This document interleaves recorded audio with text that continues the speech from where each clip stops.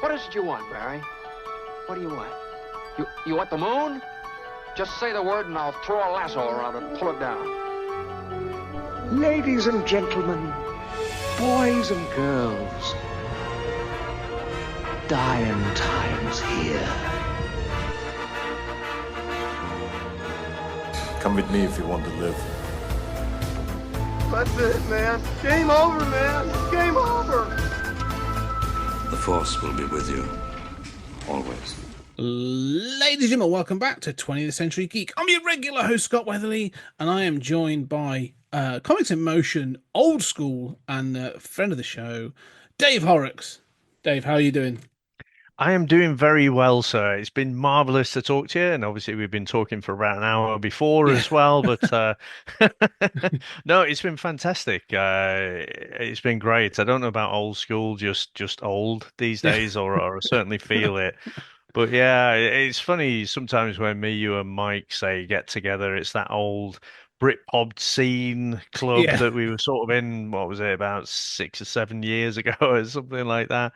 But no, honestly, great to speak to you again. Great to chew the fat a bit before the show, and brilliant to get on and speak about a bit of old red, white, and blue.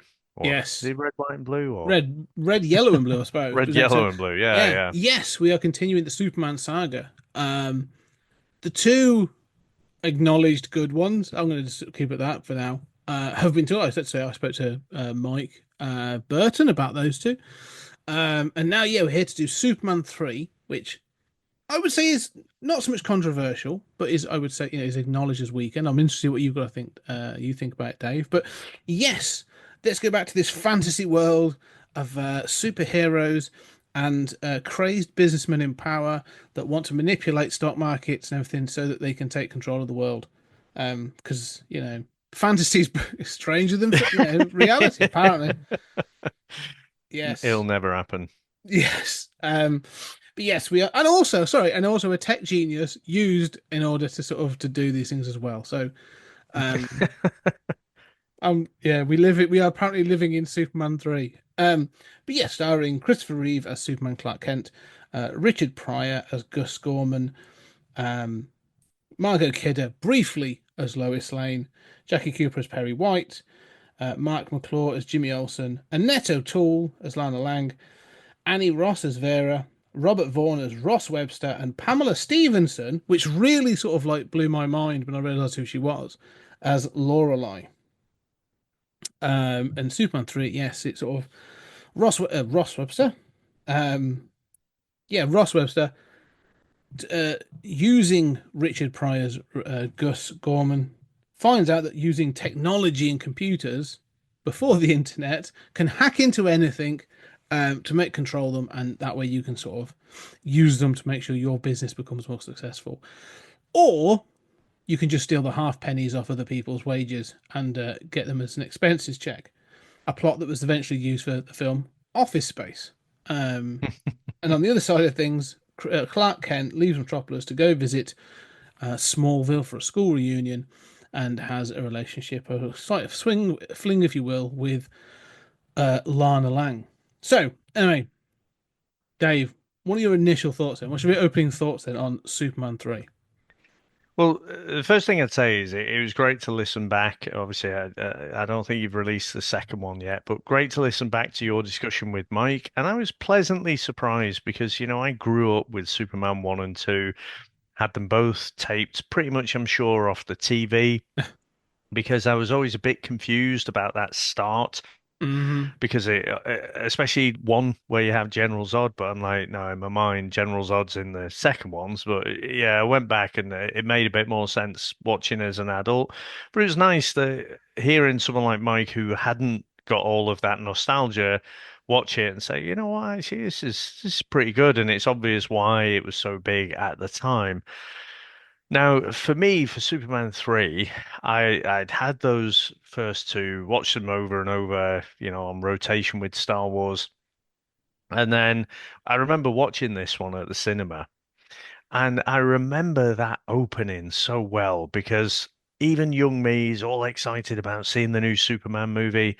I'm like, what is this? There's penguins and stuff. And it was all just very nonsense. And Yeah. I didn't have slapstick in my vocabulary then. I was just like, this is weird, but I just love it. And, even coming back to watch it, I can't help but just be filled with that joy.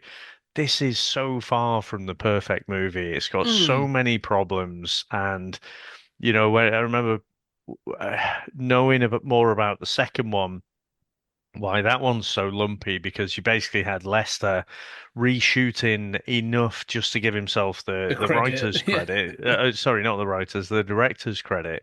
But it's so obvious. It jumps off the screen, doesn't it? Like when Zod and Norman Ursa are blowing down the street, and you get all these, wigs blowing off, ice Yeah. creams flying all over the place, people holding onto things.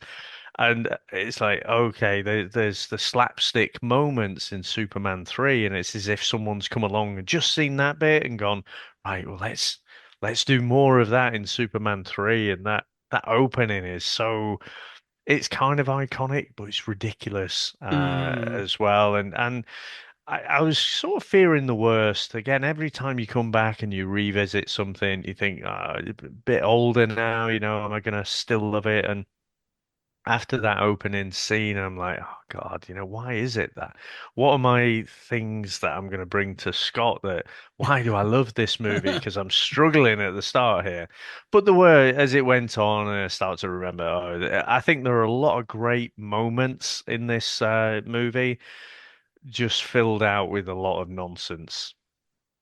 Yeah, no, I think firstly you point out obviously like Lester's humor is evident in this, and actually having watched this, as you say, sort of thinking back on and reflecting back on Superman 2, the Lester cut, the theatrical cut, you're absolutely right. You can absolutely spot all the stuff that he's added. Like all those comedy bits, someone being, as you say, going blown backwards on roller skates and the ice cream being hit, Yeah. and other bits as well, even in the small town and stuff. Like there's those gags that I think when Mike and I sort of discussed it, we were like, they feel out of place. This feels weird. Why is Mm, it? And then you go, oh, that's why, because Rich Donner's version was closer to that first film, and yeah. Richard Lester's version's closer to this one. So it's a Yeah. mash of the two.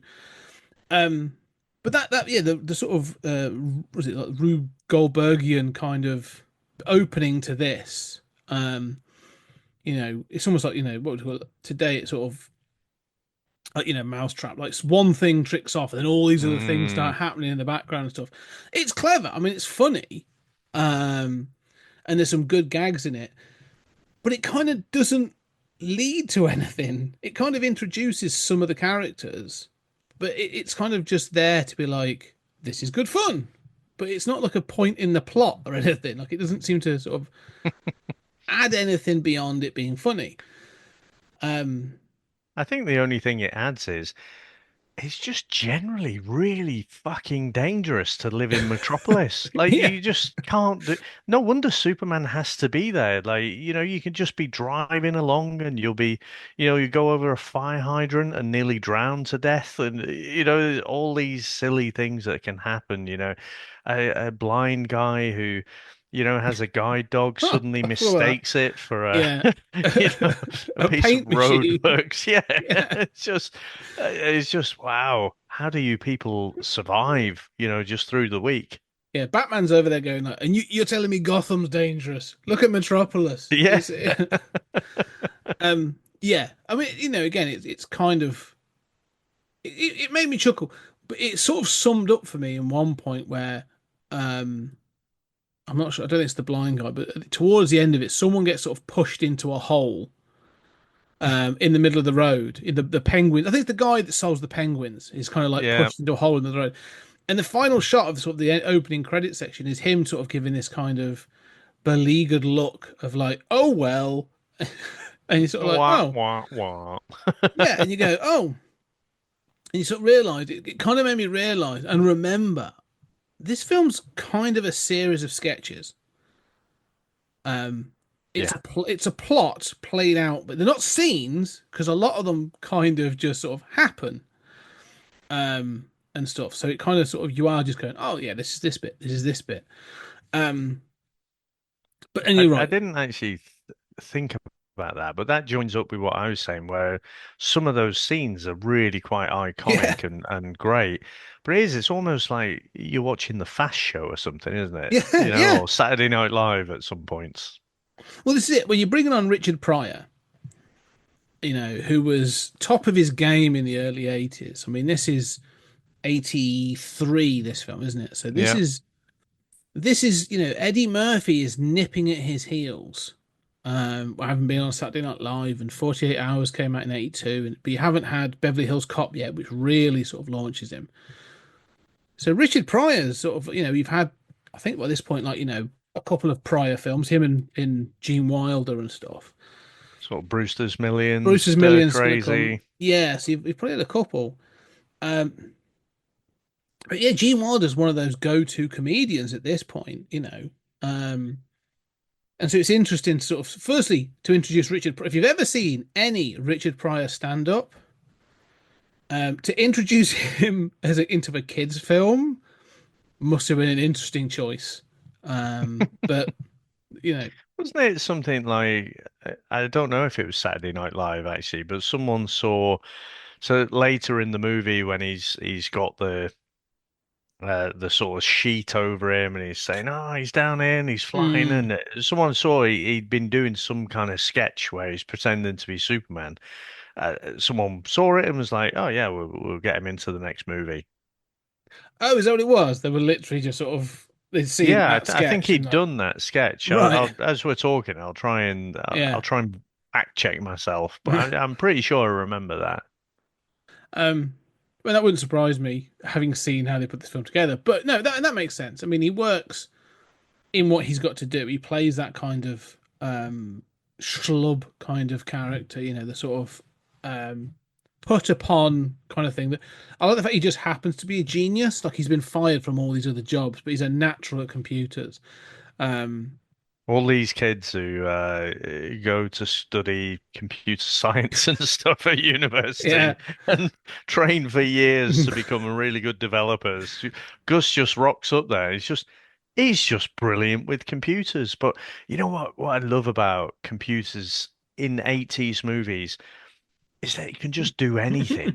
Like they are not bound by any physics or computer any kind of laws. No, logic. no. Yeah, like you say, you go things like weird science, war games. You just do anything with a computer, and that's definitely what Gus has got here.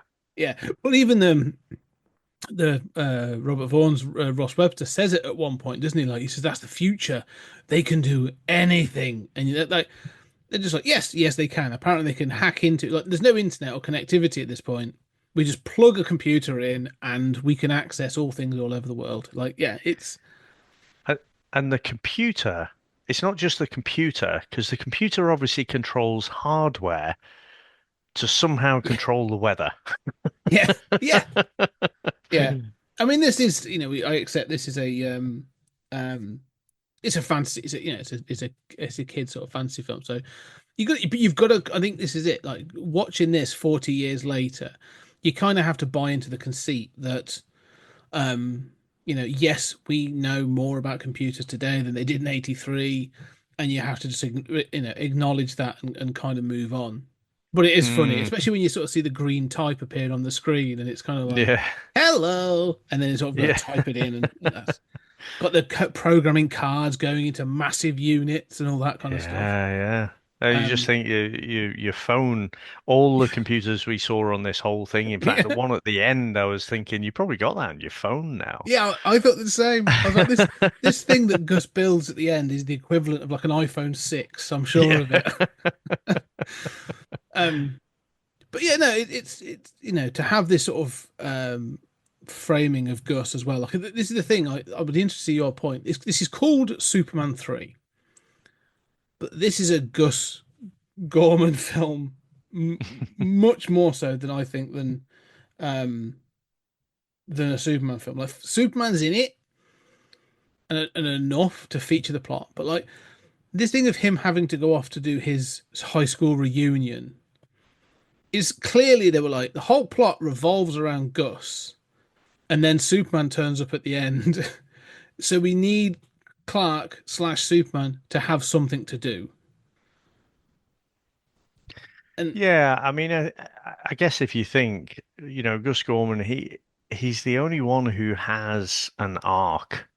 yeah, You could say, whole drunk Superman thing, but that was like a temporary blip. But Gus is the one, he starts off, he's down and out, he's trying to claim his social security or whatever they call it there, and he's obviously not doing very well. He just by chance sees one of these little mm, adverts. Again, it's the equivalent of seeing on social media now, isn't it? Try this thing out. And so he goes on a night class, just turns out to be, the next genius, the next tech bro. yeah, Um, and then, he sort of gets caught, doesn't he? But by the end of it, he's had his redemption. He actually saves Superman, doesn't he? When hmm Superman's looking like he's going to get off with the kryptonite. And yeah, by the end of the movie, he's the one who seems to be in a different place from when the movie started. yeah, no, yeah. It's his. Yeah, exactly. You're spot on. I think it is. He's the one with the main arc. They give sort of like you say, they give Clark kind of an arc. Like there's a whole thing about can you go home again? Um, Mm, but really the answer appears to be yeah, you can. It's fine, not a problem, and then seems to like just moves on. Um, there's he goes back, has some time with Lana Lang. Brad sort of turns up, is a buffoon. Not much happens. It's kind of sort of it feeds into the sort of the slapstick of it all, doesn't it? Sort of the mm. um. But yeah, no, it is. It's a good film, and that's it. That's not wholly a bad thing. Because Richard Pryor is very charming and he's good in what he does. But it does feel kind of weird for it to be like this is the third Superman film, and they're already saying like we haven't got much for Superman to do. Yeah, and I think after this one, Reeves said, that's it, I'm done with Superman. I'm sure you'll discuss about Superman Hmm 4 and how, Yeah, again, a great moment listening back was Mike's just uh, befuddlement that, like, it started here and it ended up with Canon films. yeah. How does that happen? It's like we were all asking the same thing, but certainly I think with how this one went down, certainly critically, Mm. Reeve didn't want to know, he wasn't happy, felt like he'd outgrown the role. Later, he's obviously ended up taking up the role again, but I think that, if I remember right, that was kind of a quid pro quo so he could get one of his other contracts going. Yeah. But yeah, I agree. I think the thing of focusing on Pryor was kind of okay. And if I look at the second one, well, is that I think that is more so about Clark and having a bit of fun times with Lois, Mm. but getting his humanity for about 5 minutes. And then in my younger head, it was ages, but no, it's like 5 minutes, have a bit of slap and tickle, and then he gets beat up, and then he wants to go back to being Superman. But a lot of that, the most memorable things about the second one are about Zod Mm. and his crew, isn't it? And then the first one, you could say a lot of that was about Lex Luthor. So I guess you've always had this, this focus on someone else. And Superman is like the shining light who counters whatever that bad thing is. Yeah, it kind of feeds into that when you think about it. It kind of feeds into this critique that people have of Superman, of him being boring and not being able to carry a plot and stuff. And unfortunately, Mm, these films kind of show that. Like you said, you're right.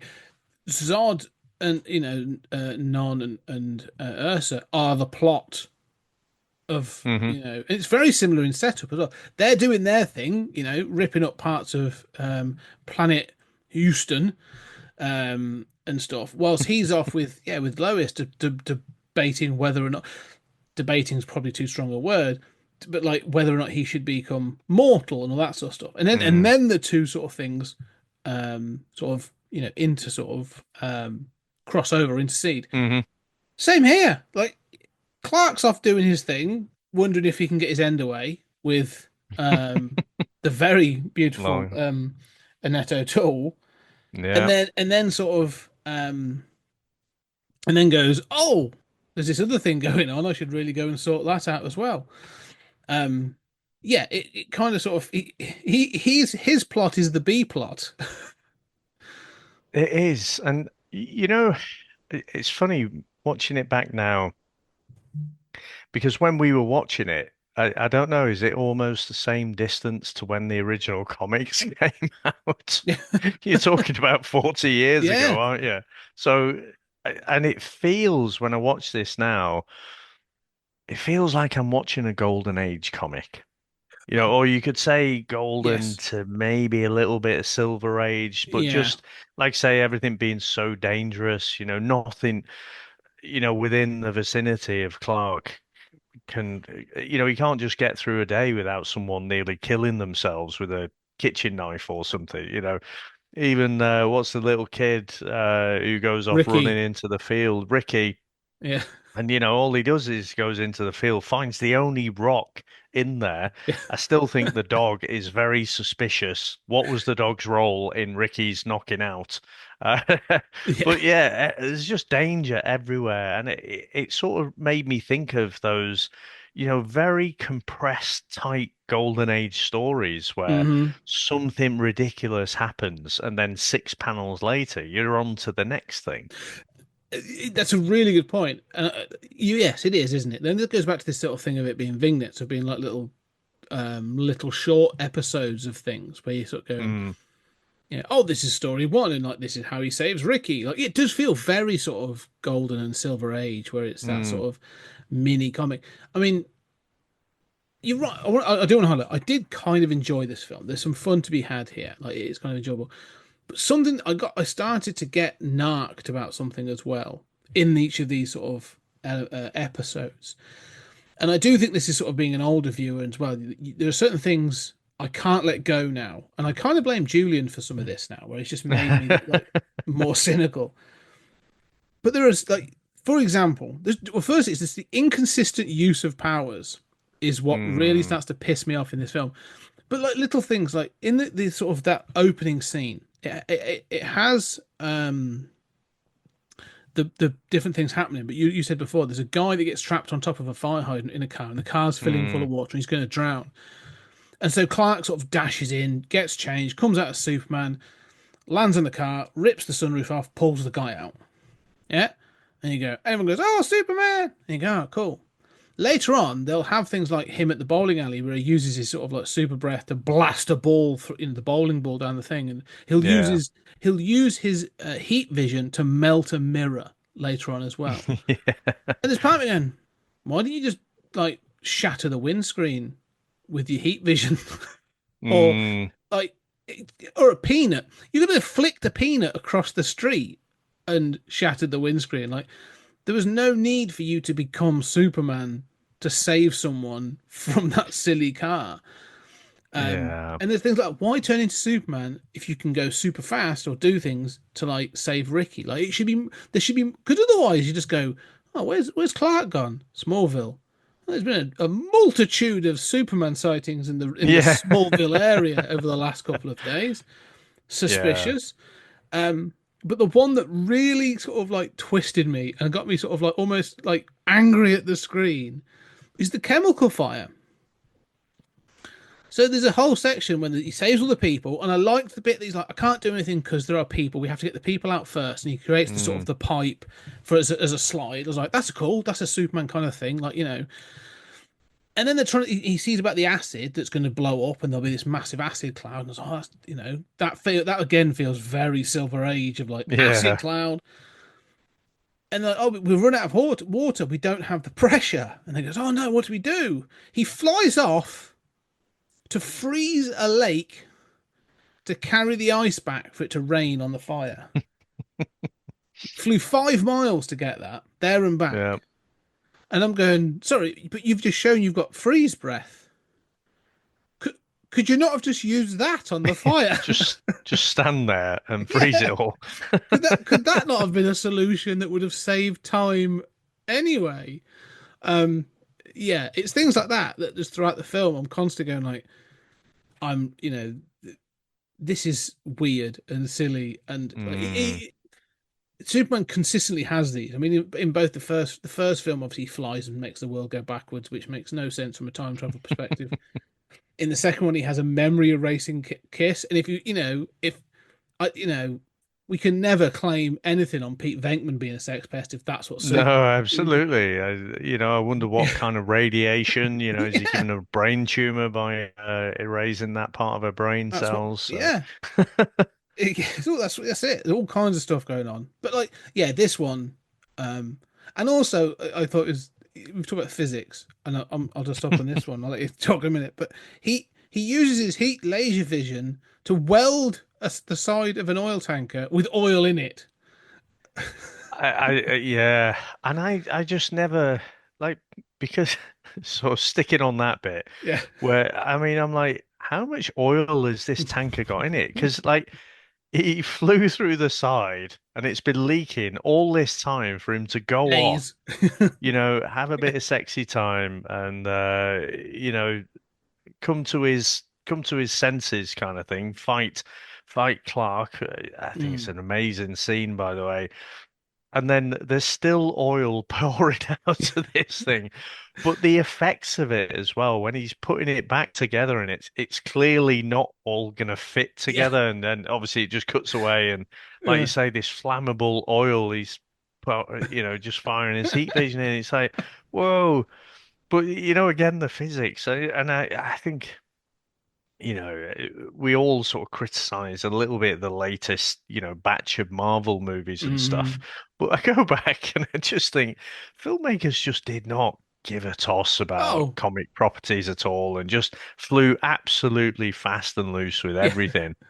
But the bit that even as a kid, even watching this at the cinema, when he freezes the lake and you got this little tiny Superman, and he just lifts this whole lake up, this little tiny, and I'm like, Uh, anyone who's dunked a digested biscuit in a tea or something, yeah. that's gonna break, and it just really irritates me every time I see it. But yeah, I hadn't have thought of that you said before that yeah, he could just dish out his freeze breath and just freeze everything. And Yeah. it was all I don't even know the last time I watched this a few years ago whether I noticed that this was all just a plot device. This was our Chekhov's gun, wasn't it? So that we had it Hmm. right for the end. So you had the little bit of dialogue with the guy who showed up later. He was the guy who got the cash machine when Gus was playing about with the machines, and this was the guy Oh, getting the okay. money out of the machine. But yeah, he was saying, if it gets to a certain temperature, everything's going to blow and what have you. And I don't think I really appreciated that when I was younger. Yeah, Superman retains that knowledge and then uses it at the end, which is cool. I mean, Yeah, that's cool. You've set something up and it's paying off, which is that's a good thing. And the fire, it's again like the fire itself. The whole scene is actually kind of good. It looks good, and there's some good moments in it. I mean, Jimmy Olsen falling into the fire and being saved. It looks cool. Like it looks cool. But when you sort of look back on it and you're like, he kind of let people get injured because he couldn't think of the thing to do. Like this feels kind of like you say daft. And then there are powers later on that he sort of like again like he can hear Ricky or the dog whining in the field, so he knows that Ricky's in trouble. But he has uh Jimmy's screaming for help in the fire, and yeah, Superman walks past him and then goes, "Oh, there he is." Like it's yeah, like you say, massively inconsistent. They didn't care. It's not really. I think this is the thing I'm sort of noticing with this is these are loved with nostalgia, and I think mm, the thing that holds these together, and we'll see how it goes for four, but the thing that holds these together is Christopher Reeve, yeah, 100%.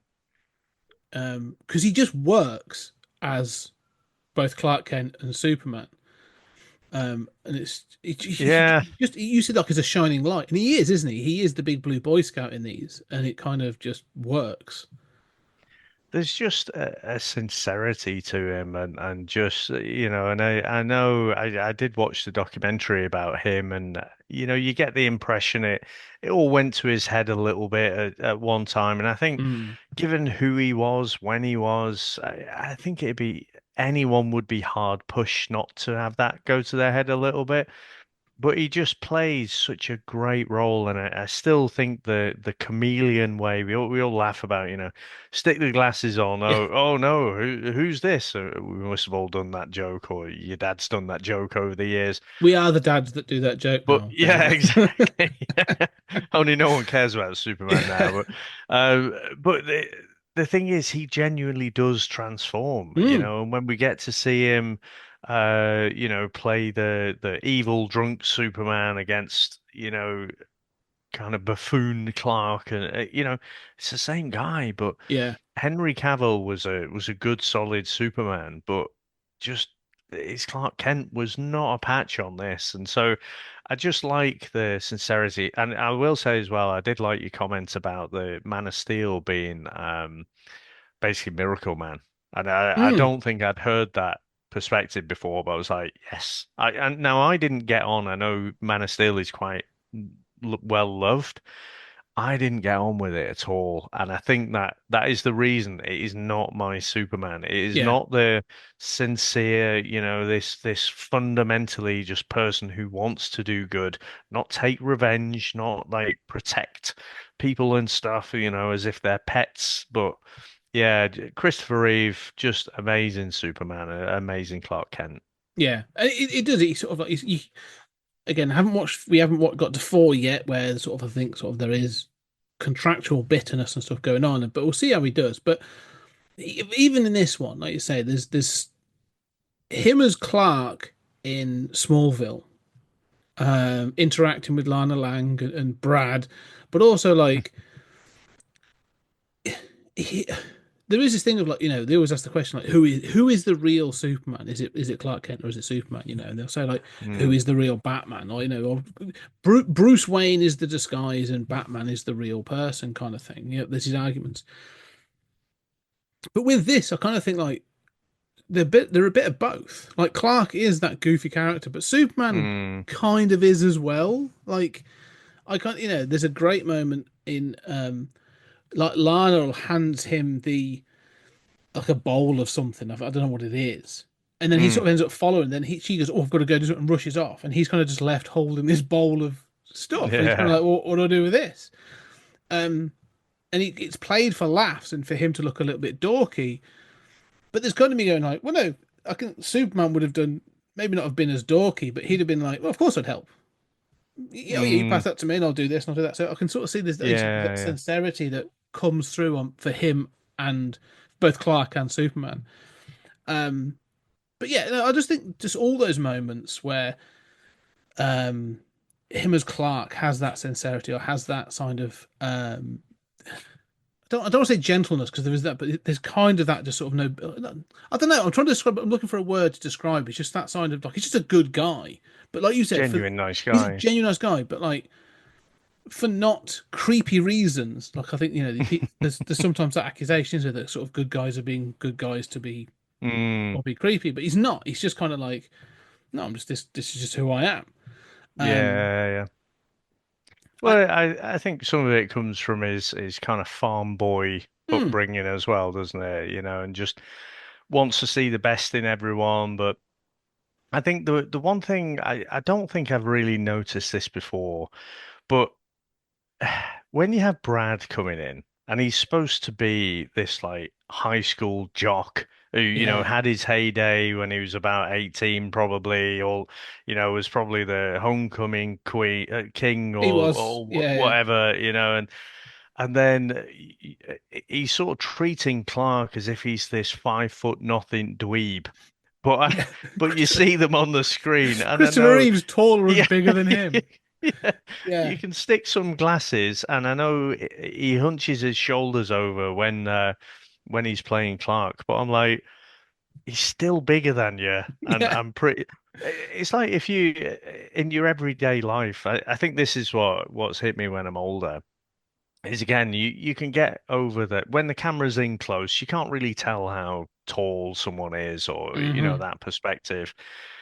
And actually, you see a bit in the comics as well. You see Clark, and everyone's like, not got a clue that he's Superman, but he's fucking massive. Yeah, He's yeah, got a big. You see people in suits now, and you're like, oh yeah, you clearly do CrossFit or something. It's not as if you can hide that. It's not as if he can sort of shrink down. And I just noticed really what on this rewatch that height or the implied height difference yeah. versus the actual height difference between Brad and Clark. This is why, from the comics, I always um, there's certain artists that say when they draw Superman, they'll draw that kind of chiseled, super Mm, abs, kind of like he's wearing a blue top, but it might as well be painted on, kind of thing, hmm Yeah. And so he's really massive and defined, and he's chiseled, that kind of ripped kind of look. And more recently, there's artists I really like that sort of do that. But when I see Superman, I think Frank Whiteley and Tim Sale had a much better take on this when they were like, yeah, he's not like chiseled because he's like a farm boy, as you said. Like he's just Mm, sort of like he's not a bodybuilder. He's lumped stuff around. Like he's naturally strong and everything, but like that's just made him big. So he just looks like a farm boy, like a strong farm boy. Like you said, like mm. he's. So they draw him like I think Tim Sale described it as like a thumb sticking out of a body. Was like how he like the dude's got no, his neck and his head are just one big thing. Yeah. And they're sort of like they still draw him, but they're like, oh, but the waist isn't super small. Like it's he's just chunky. And Mm, then when you go, well, actually, that's easier to disguise because of that. So when he becomes Clark Kent and you put the baggy suit on and whatever, mm, he still looks big but they'll go, oh, that's because of his roots, lumping hay and sort of moving cows, I suppose, like on the farm. Like mm. it's Yeah, yeah. easier to sort of go, oh, that's just who like Clark is. But one of the things I'd say for Reeves is he's lean, and he's the opposite. So they give him like a bigger suit, and they're able to do something to Mm. hide some of that in the suit and stuff. So I appreciate that when they do the two. Apart from the tux, like you say, when he's wearing the tux at the party, Yeah. like James Bond looking dude sort of walks in. Yeah. Um, but yeah, no. Other than that, I do think it's sort of I think they hide him well, and he does that transition well. But again, this goes to sort of I think to Henry Cavill's Superman and Clark Kent, where in that film, like it is literally just Superman with a pair of glasses on, like there, Absolutely. and you go say clearly the same dude with some stylish glasses on. Um, so yeah, you have to do some work, I think, to do that disguise and to do that hiding. And I think Reeves still does hmm it, but I think I prefer the bulky looking kind of Superman in that sort of way. Mm. Yeah. Um, any thoughts though on the sort of the Smallville section of this, like going home to Smallville and all that kind of stuff, meeting Lana Lang and stuff? I mean, you read about the backstory about how Margot Kidder really didn't like the way Donna was fired, and they Mm, brought Lester in, so that's why she had a lesser role. But considering how many lines she had, I'm always thinking like, well, I don't understand why they went to the trouble of getting you back for the movie. yeah. It never sat well with me because for the first, so the apologists say, Lois Lane's arc with Superman, it had kind of finished at Hmm. the second film. Now there's however many 80, 100 years of comics Yeah. lore, but oh, no, it's probably 80-ish, isn't it? That says, oh no, they do have a longer than two-story Yeah. run of it. So I think it was more about how they pissed people off. But the Lana Lang thing, was I just never really understood when you said before about it's that thing about going home. I was trying to rapidly think, oh, maybe it's for that, but I am left a little bit wondering because, he goes to Smallville. Gus Gorman weirdly turns up in exactly the same place, has a bit of a run-in with Clark. Yeah. We get the, accidental, car in the nuts kind of Lester Hmm. gag. Um, and then we have this weird thing with Gus where he gets Brad drunk, Yeah. and again, he's got that weird, funny voice that he does. But yeah, I'm just left a bit perplexed about what was that all about, or was it for the payoff after, where you realize this good, solid character, Clark, this real, genuine, nice guy, can be a sleazy, toxic fucking douchebag later on when he turns a bit bad. Was that whole Smallville bit just for that as a payoff? Well, that you because you could do it other ways. I think it does work in that way. I think that's a really good point. I think it Hmm. does because I think taking him back to his roots, taking him to Smallville, gives him the opportunity to meet with Lana. He sort of bonds with Ricky. You see that he's the better option. He gives Lana this thing about like, why are you staying in Smallville? Hmm. You can do all this stuff. And I think it kind of the thing is, if we sort of, in the first film, um, it's not like Clark gets picked on a great deal. Like he is the ball boy or the sort of like the support. He can't play the sports because we know he is thingy. But like Yeah. it never kind of bothered him because his dad's like, look, you can't do that because of this, but we know what you can do. Um, so it's not like he has to sort of like he's going back to face like faces demons or anything from being a kid. But it does give them that sincerity, doesn't it, of being able to go home and this is small town America, Hmm. and it kind of sort of represents that. So I suppose it does work in that kind of thing. But you could have done it in Metropolis and in just as you know with Margot Kidder and saying sort of like Hmm. they continue their relationship and then he sort of turns on her. Um, but yeah, I don't know. It kind of sort of it feels like they're saying, okay, we're gonna almost to an extent of how do they started with the computer at the end. How do we defeat Yeah. the computer? Acid, because acid is defeats everything. How do we get the acid? Here's how. How do we get to that point? It's almost like they've worked backwards and then gone, all right, well, we need Clark, we need Superman to go to a chemical fire to do this, and then we want to introduce the sort of the kryptonite. And it kind of sort of builds around that, doesn't it? They sort of had like Hmm. key points, and they're going, okay, well, how do we do that? And they've come up with an idea, and they've sort of ran with it, I think, rather than having a really structured plot. Yeah, I don't think I've ever thought about this in that way before, but obviously the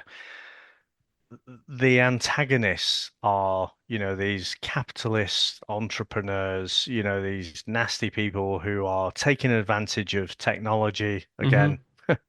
weird how Yeah, it's the world's evolved now, but they're like the antagonists. yeah. I guess going back to Smallville, you're stripping everything back. So if you were in Metropolis, you're still surrounded by, a bustling city and, Hmm. potentially technology there. So I guess you're going really back to the roots, aren't you? You're stripping it all back. You got this good old American, little small town there, and that's the goodness Yes, that that's true. counters the capitalist, tech Mm. bros.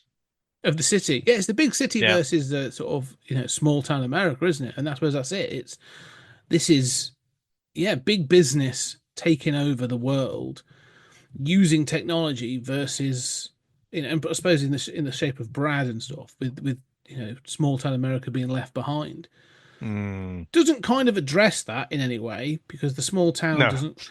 If you're going to do that, which is a really good comparison to make, you sort of have to have the small town then be a part of the conclusion to show that it can overcome in some way.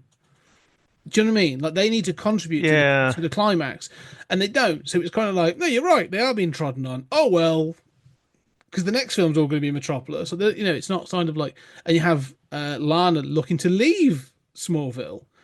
That's true. But Um, I guess, when these movies are put together, we like to think of it like one writer with one vision yes. who's going to see through the whole thing and it's all going to be coherent and all joined up. this movie's an absolute mess. I love it, and Yeah, it gives me a warmness when I watch it, but it is an absolute mess. So I think the essence of it, there might have been this kind of, big city hmm technology versus, down to the roots. There might have been this messaging somewhere, it was in and a then draft.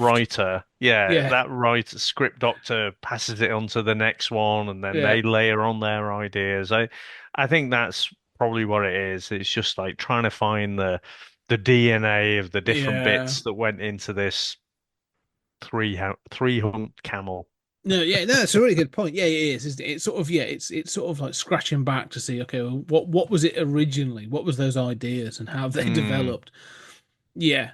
No, that's a really good point. You talk about the sort of the drunk evil Clark. And this is the effect of manufactured kryptonite.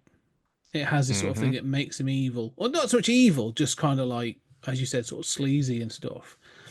Um, and I can't get out of my head how Spider-Man 3 copied Superman 3. And I hadn't thought about that for years. And I was just like, oh yeah, it's the same, the venomized Peter Parker, Yeah. the Tony Maguire versus kryptonited Superman. I never actually made that connection, but you're right. It's definitely the same, isn't it? It's taking our goodness of Mm. our hero, and then just I mean, again, the whole the fucking ridiculousness of it. We're trying to make up kryptonite. Oh, tar. That seems like a good idea to put in Yeah. anything, Yeah. and it ends up being this perfect concoction, which they've somehow miraculously find the right combination, what that unknown quantity was They fixed for it. I love that. reasons. Yeah. Yeah. They never explain it. Oh, we perfected it. Did you? Yeah, Yes. yeah, Okay. yeah. No, we randomly, yeah, it makes no sense. But I think the whole drunk Superman thing, again, that absolutely sketch show stuff. However, it's got to be one of those things that most people remember. Mm. The guy, obviously, this was released in '83. You're coming up to the Los Angeles '84 Olympics, and the guy, as he puts the torch down, he's just like, oh, blows it out. That is the kind of slapstick that I can appreciate.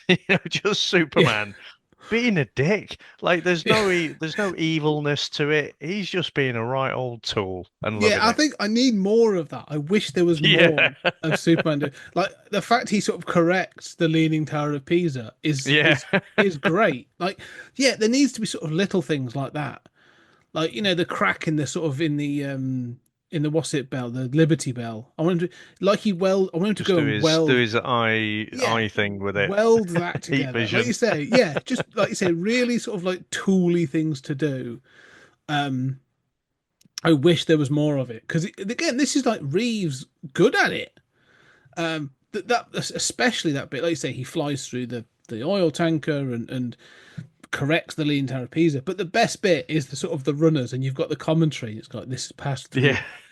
many many hands on the 7-day race to be here today, and you just got like Superman just leaning up in the rafters, like looking, and then it's that little blow at the end, and the guy just sort of it goes out, and the guy's sort of It's like, oh, and then that's really good. Yeah, it's actually brilliantly done as well by the guy playing the athlete yeah, because he's not like he's not angry. I imagine the guy would in real life he'd probably be angry, but it's just like walks off like yeah. dejected. It's What like, do I oh, do? Yeah. yeah.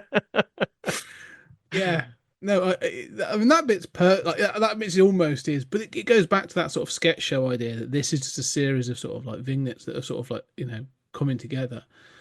Um, and I like this, like I say, when it's this, but the way this builds up again, it's sort of it's a bit like Clark's decision to become mortal in two. The lead up to this is he's at Lana's. He's obviously been affected. He has a bit of a sort of a wobble. He's like, oh, and then you all right? Yeah, I'm fine. And then like, there's a bus or something has happened. A truck has crashed on a bridge, Yeah. and he's And like, "Oh, we can actually, wait. We can wait." Um, Yeah, I don't know why that this little bit, the drunk Superman bit, I feel like it impacted me more this time. Again, Hmm. I think it's an iconic bit, but when he's trying to really sleaze up to Lana, and she's the good old girl, isn't she? Mm. She's all very prim and proper and everything, and then he just doesn't give a fuck. He's just trying to be really sleazy, and then he almost sort of comes round, and he's like, oh. I need to go, but he's too late. And so the truck's fallen down, but I wasn't sure, like, did the driver get out or did he perish there? So It's not clear. it is Yeah. not, is it? Because the guy, one of the sort of the EMTs, just sort of say, "Oh, Superman, if you just got here 2 minutes ago," and Yeah. they play it up like someone's died. I'm like, oh, Yeah. but then there's a part of me going like, yeah, but if he was in Metropolis, he wouldn't have been here to save this person. So kind of like, don't put Yeah. this on him. You kind of got a job to do. This is your thing as just as much as his. Um.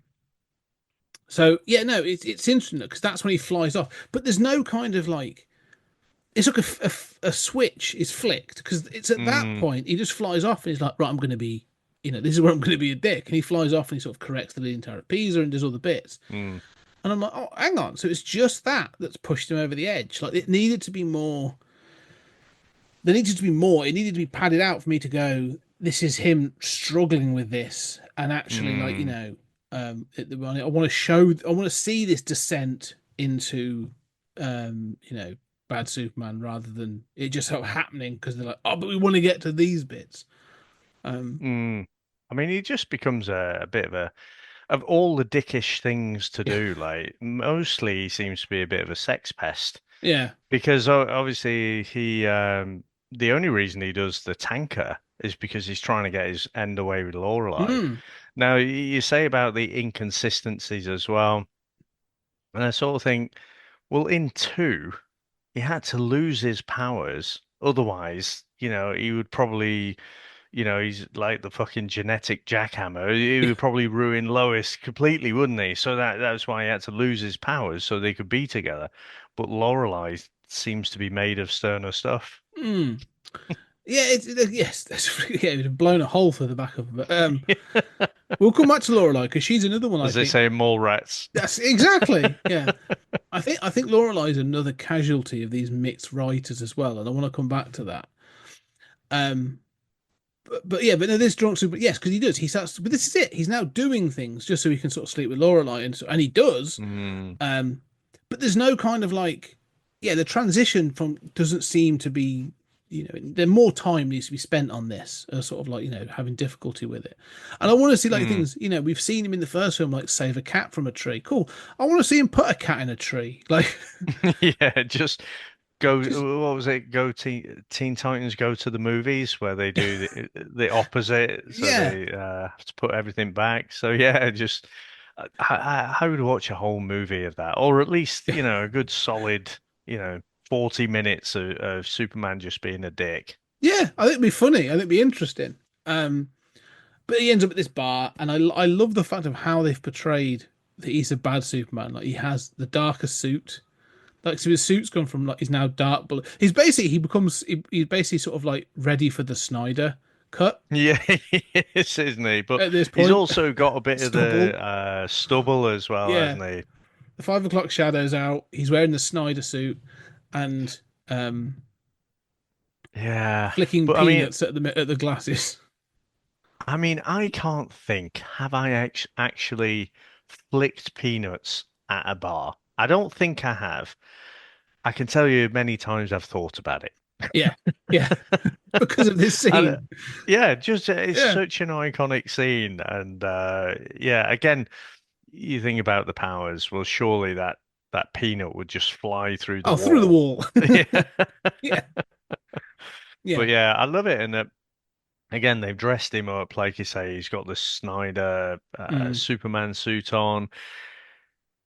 He's obviously, I think the hair as well. They've given him a bit of a Reed Richards Yeah. job at the side, made him a little bit of grey there. But his facial expressions, the way he's contorting his whole face, he looks like a mean bastard. He looks Yeah. like a mean drunk.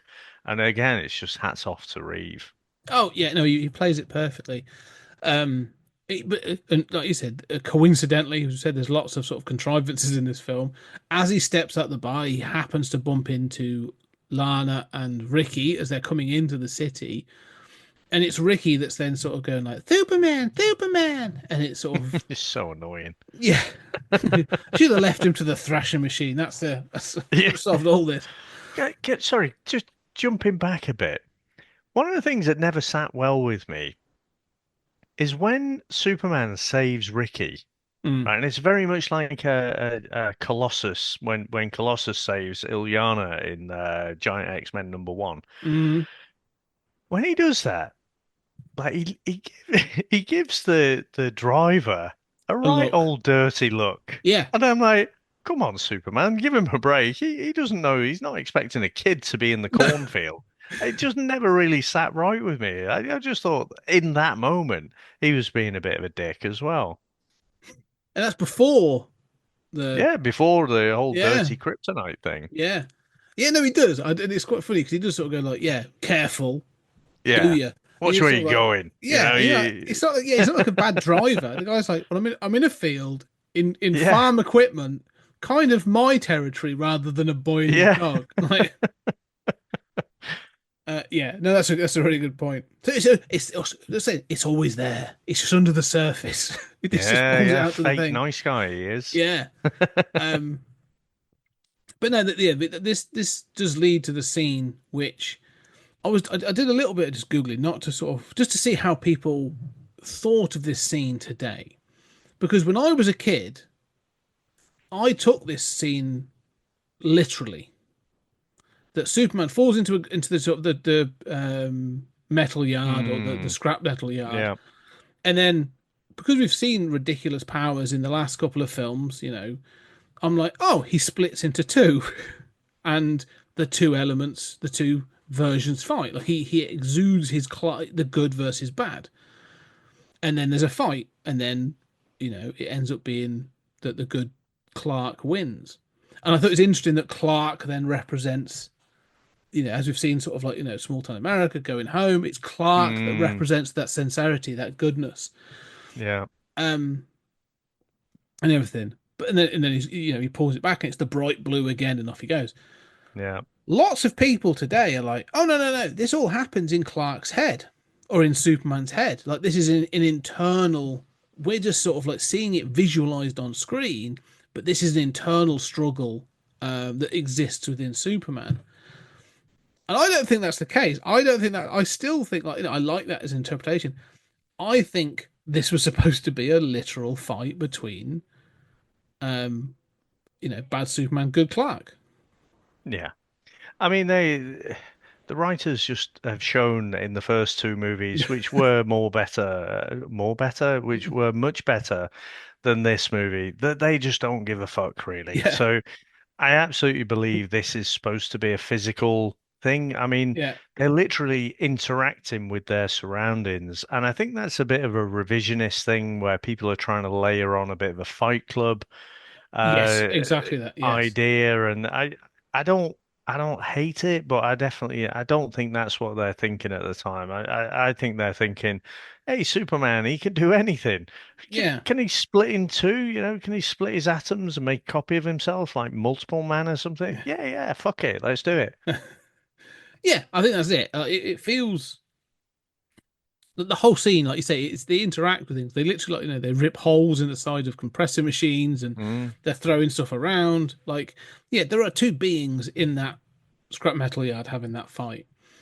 It reminds me of there was a Red Dwarf episode which you probably watched more recently than I have, but where he gets all the best of Lister gets all the best of himself and the worst of himself. Oh, Angels and You know that Demons. one? The Yeah, yeah, yeah, yeah, yeah. So I mean, those seem like physical yeah, manifestations as well. yeah, yeah. That's it. It's kind of like, yeah, that's exactly what this is. It's the angel and the demon version of himself. Mm, Um, but I like that sort of like the Superman version calls out. It's like, you're just a good guy. You're always, you haven't taken advantage in that. Like, you sort of calls him like a wuss, basically. yeah, yeah. Um,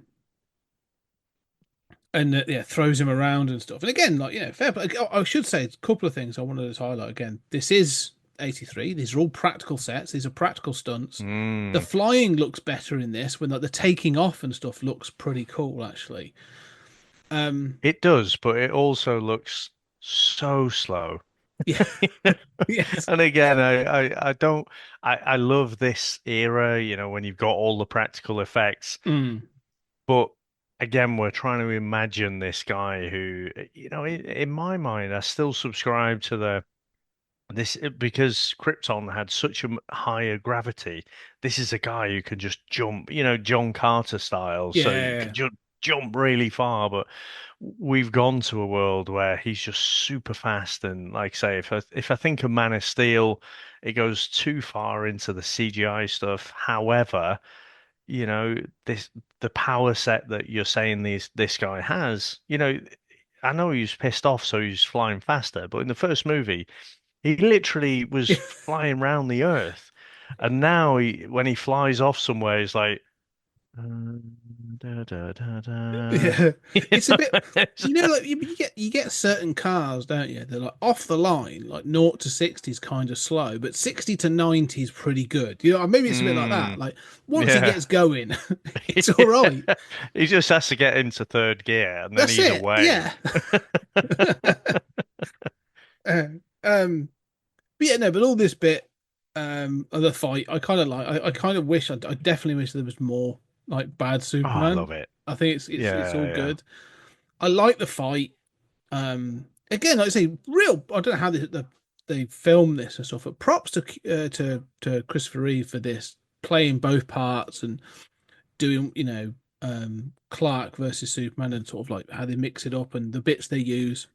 It's all I really think good. the way it's shot, all the cinematography and everything, because it's obviously there's certain shots where you've got Reeve and he's playing either Clark or he's Mm. playing drunk Superman, and but whoever the stunt double is, it's not like, some of the stunt doubles are utterly ridiculous, Yeah. aren't they? But they've shot it really well, and then they're switching the camera angles. I think it's just a brilliant scene. And Mm. the other thing that I think for this, the lightness and the slapstick, you've got quite a lot of sexual stuff in this as well. But I'm Mm. thinking, well, it was the 80s, so everything seemed to go. I mean, we don't have boobs, so that's makes it even more PG. Yeah. Because the way they liberally got them out back then. But the bit that I felt was brutal was almost at the end of the fight, where basically he's knocked out Clark, and then he puts him on the conveyor belt to Mm. basically be ground together. You see the machine, how it makes mincemeat of these pieces of metal, but it's the screaming that you hear. And Mm. again, I was thinking, like, I'm not quite sure what is happening in there, but again, I thought it must have been a lot of fun if you were part of the special effects team. It looked like a good, like, little you must have had plenty of hydraulics going to get this thing moving around as if Clark is battling with this machine in there. But yeah, I felt like that was quite brutal, that bit. Mm. No, I agree. I think there is some moments that feel quite tactile and quite visceral when you sort of think like, yeah, no, they're taking a beating. Again, I think this comes back to this sort of practical effects and the practical stunts and stuff of it, that I'm just like, yeah, no, that looks cool. Like, there's a scene where he throws him into the front of a car, and again, it's the stunt double that's doing it, but like that dude still hit the windscreen Yeah, of a car. I'm like, there's no messing. Like there's no sort of green screen going on here. Dude hit it, and yeah, I kind of appreciate that. So yeah, but we do get the end result is Clark wins and transitions into good Superman again, and bad Superman kind of is choked to death and fades. Okay, we'll sort of roll over that one. Fair enough. yeah. I mean that kind of that lends more weight to the Fight Club kind of thing, Yeah, doesn't it? The fact that it was all in his mind. And again, I just I wish they'd finished the fight off in a slightly different way.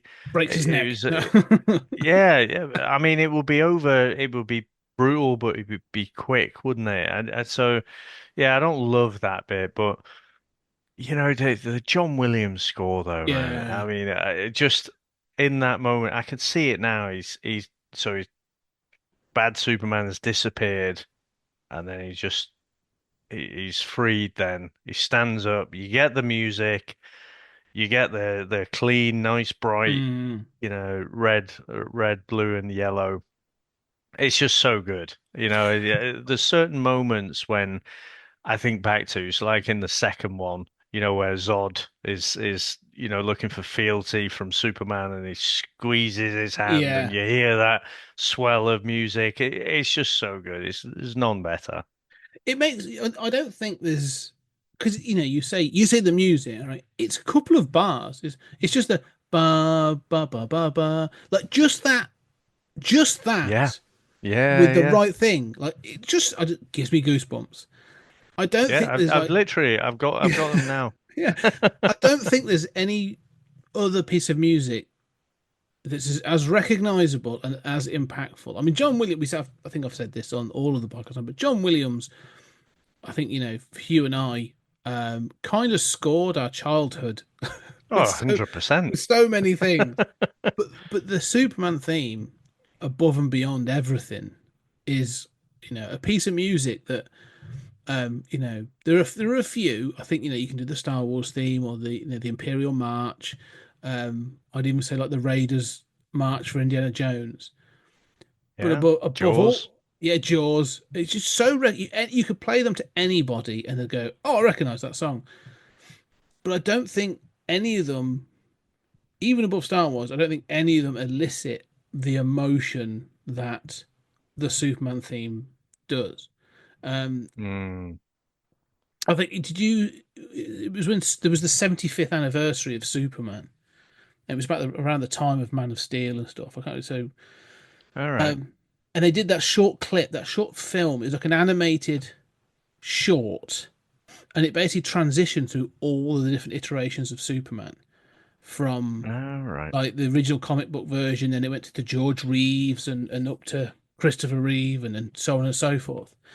And it ends with like Henry Cavill and it does all the comic book versions as well and this animated Superman.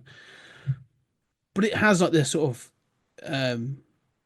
it plays up this kind of version of the sort of the what's it theme, but the moment it starts and you just see the blue with the yellow and red sort of symbol on it, like Mm. it's so iconic above anything that it's kind of sort of like when you do see it, it's kind of like, yeah, that's when it's done right, it just works so Mm. incredibly well.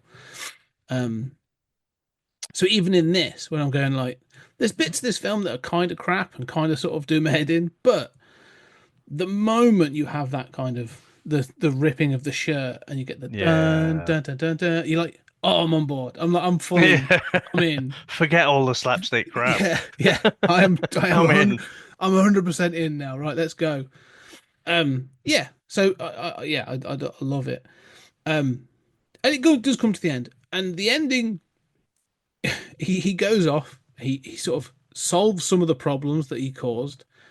He sort of makes the leaning Terrapisa leaning again, which is kind of funny. So fixes the boat of oil, and then tracks down the Websters and Lorelei to this wherever this computer thing is, Yeah.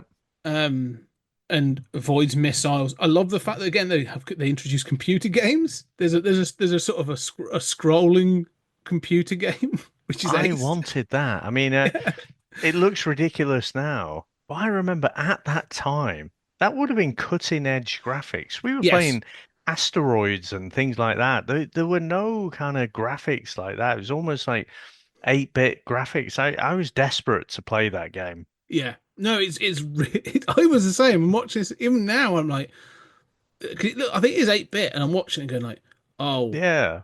they missed a trick. Like Yeah. that Should have released it. that game would have been amazing to release.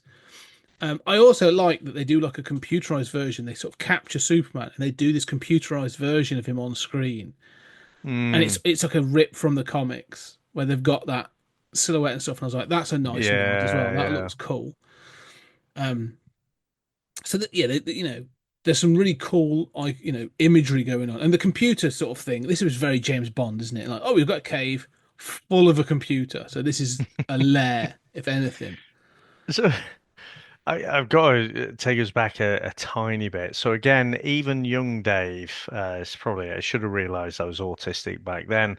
But I'm looking, and Gus Gorman's little designs Uh, are like literally written on a fag packet. He's got a Camel cigarettes yeah, thing there, and it's like about four pieces of paper that have got tiny bits of writing. And I'm like, there is no fucking way you can just hand off those specs to a bunch of contractors and get this amazing computer with all this, automation and hardware all over the place. So yeah, it just I'd forgotten about that bit, but yeah. the ridiculous specs that he's trying to put together, that was another thing that bugged me this time. Well, I even like when it goes to the cave and it's being built. They're sort of bringing in cases, and you've got a guy going, "It goes up there, that goes over there," and I'm sort of Yeah. like, "How do you know? Like, this is like He's hugely done this technology." plenty of times Yeah, before. yeah. Like, oh, it's just another installation. Get on with it. Um, but when it's done, it looks cool. Like the cave with the computer sort of Mm, set up looks kind of cool. Um, but again, it has this thing of like it has a kryptonite ray and um other everything. things, everything. Like it can, it's trying to defeat Superman. Um, and that's all, by the by. And that's where I think Gus sort of gets his, starts to realize that they've gone too far. Like, it's not being Mm, used to do anything good. It's going to be used just to hurt people, and they're using it to hurt Superman. Um, it's also at this point I want to sort of throw in Lorelei. Now, one of the things with mm, Lorelei is played, brilliantly by Pamela Stevenson, wife to Billy Connolly, um, yeah, and not the 9 o'clock news. So she was a comedian before this on like the yeah, yeah. BBC. But throughout it, she plays the sort of like the Miss Tessmacher kind of role, and she's a dit. Like Miss Tessmacher from the first two is a ditz. Like she's played to be a bimbo. Like Mm, that's her role. And Luther is the brains of the whole thing. Lorelei's different because every time that like the Websters are not around, and not every time it happens twice, and then it happens at the end. She's shown to be like reading up and educating herself on a yeah, whole bunch of stuff. And then at the end of it, she sort of goes, "Oh, it's doing this and this. Well, I'm getting out of here," because she knows the computer. yeah, And yeah. that goes back to I think what you were saying before about that DNA. And I'm going, that was a bigger thing in a Mm, draft. Somewhere else, that was a bigger thing in a draft. Like she helped Superman take the computer apart. yeah, I remember deliberating about this because I just don't know because there's so much else like this Leicester nonsense, Mm, this slapstick. I can't shake that feeling that it's just another gag. like subvert. It's another gag. It's like, oh, this ditzy blonde, who goes around with her boobs sort of poking out Mm, of top pretty much, but actually she's really clever. Isn't that funny? It might have been something that was meant to be a bigger part. Again, when you're watching this as a kid, you just don't pick up on that. no. But but it's in several scenes throughout the movie Mm, where it's shown that, oh no, left to her own devices, she's actually really, really smart. But she plays up this character so that I guess everyone underestimates her or she conforms to this yeah. particular stereotype. So it's definitely a puzzling one. Yeah. Yeah. And I can imagine. I mean, it was, I think we are sort of coming at it from a 2025 thing where you're going like, oh, this must have been a theme or a thing at some point. Yeah, But I can completely understand that in like 82, 83, they're like, no, this is funny. This is funny. Like, yeah. they don't realize she's as clever as they are. But like, yeah, I don't know. It feels like there should be more to it. Mm, Um, but yeah, this then leads to we've saying about sort of childhood. The other thing is, even before the Terminator, which comes out the following year, and we said like the 80s was sort of like the fear of the computer. You mentioned war games before, and there's obviously Yeah. the Terminator, and there's a bunch of others that sort of like, computers are bad. The end of this creates AI because the computer becomes sentient and then and Yeah. basically takes wants a body to be able to mobilize and takes not Vera, is it Vera? I It is forget. Vera, yeah. Yeah, yeah. In one of the scenes that gave me like proper freaked me out as a kid It was when she horrifying. isn't it? Yeah. I'm pretty sure we're not on our own. I feel like, and you know what it is? It's like seconds that it's on the Hmm. screen. But Annie Ross, who's playing Vera, her vocal performance is what makes that so horrifying. It literally, Mm. you could have put it in The Shining or something like that. It's how, she's trying to run away because it escalates really quickly, doesn't it? Lorelei's Yeah, like, oh, it's trying to get power itself or whatever a line is. She realizes that the power's shut off, however it wants to live. So she suddenly goes, and everyone goes batshit crazy. Vera sort of follows her. But as she gets dragged in, it's that kind of as she's getting, the electrodes put in her and all the stuff. yeah. I I I thought this scene was longer than it actually was. And I wish they didn't give her like the Robert Smith from The Cure sort of when she actually comes out, she's less scary. She has the The fright weird wig and bouffant the hair, yeah. yes, but definitely it's just that moment, that sort of second or 2 seconds of that screaming, and that is absolutely horrifying.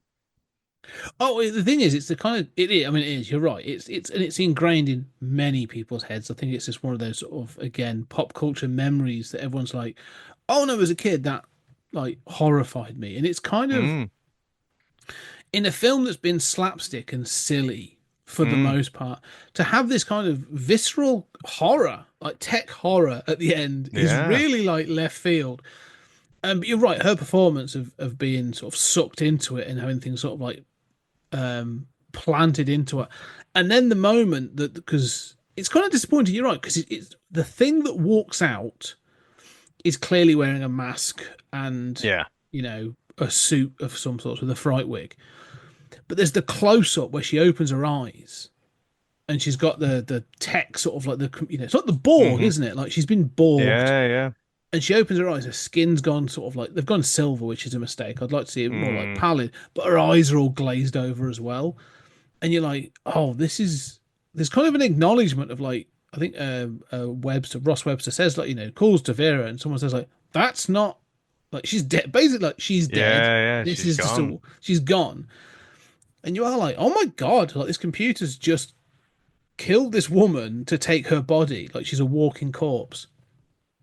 Kind of dark for Superman 3 after having like a man fall off a building in skis and sort of manage to survive. You're gonna this has been silly up until like now it's kind of frightening. Um, but it is good and it works well and it kind of harkens back to the Fleischer cartoons where like it does the sort of the beam and Superman can deflect it and all that kind of Mm. stuff. Um, but I yeah. wonder, was Richard Lester a bit bipolar or something? Because I'm replaying the whole scene in my head, and like I say, Pamela Stevenson, when she comes out, when she's running from the machine, she gives Mm, again that visceral Superman, and Vera comes out and she's screaming as well. And I'm thinking, because those two actors were so in sync with the horror elements, that's got mm, to be the director. That's not just two actors just accidentally having exactly the same tone, which is diametrically opposed to all of the everything other else. parts of the movie.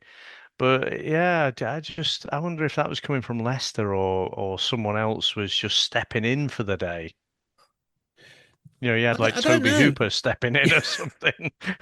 No, I don't know. I'm looking at some of these other films and sort of like there's nothing here that would say, you know, oh, he's done that. that there's other horror things. A lot of it is like he did quite a lot with the Beatles actually, but um, Yeah, it's a hard day's night. yeah, yeah. Um, I don't know. I think there's just like a reading of the scene. I can imagine they're sort of on set where they're like, "Oh no, this is the climax of the film.